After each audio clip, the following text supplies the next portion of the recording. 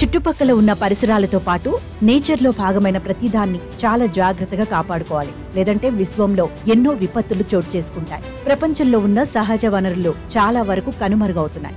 ఇలా ప్రకృతి పట్ల నిర్లక్ష్యంగా వ్యవహరిస్తూ ఎన్నో ప్రమాదాలను కొని తెచ్చుకుంటున్నాం.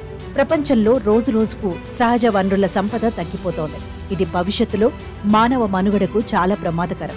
ఇలా సహజ వనరులను కోల్పోతున్న కానరీ దీవుల సముదాయం లాంజరోట్ రీసెంట్ గా వెలుగులోకి వచ్చింది. ఈ కానరీ దీవుల సముదాయం లాంజరోట్ స్పెయిన్ దేశంలో ఉంది.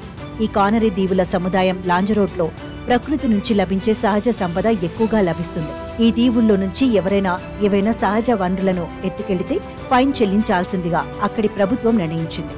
స్పెయిన్ దేశంలో పేరొందిన కానరీ దీవుల సముదాయం లాంజరోట్లో జనసంచారం ఎక్కువగా ఉంటుంది. నిజానికి ఈ దీవుల్లో ఉండే అరుదైన సహజ వనరుల్ని చూడడానికి చాలా మంది ఆసక్తి చూపుతారు.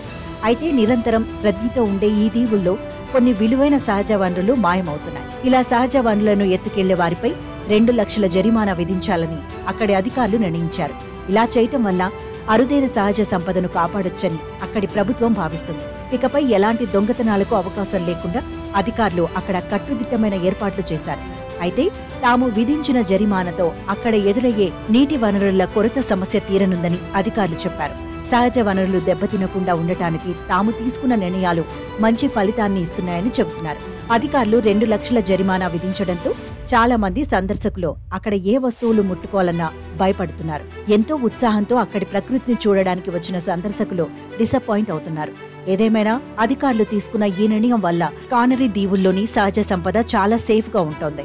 ఇలా స్పెయిన్ ప్రభుత్వం ముందు చూపుతో ఆలోచించడం వల్లే కానరీ దీవుల సముదాయం లాంజరోట్లో సహజ సంపద ఇంకా మిగిలి ఉంది. లేకపోతే అరుదైన కానరీ దీవుల సహజ సంపద కనుమరుగయ్యేది.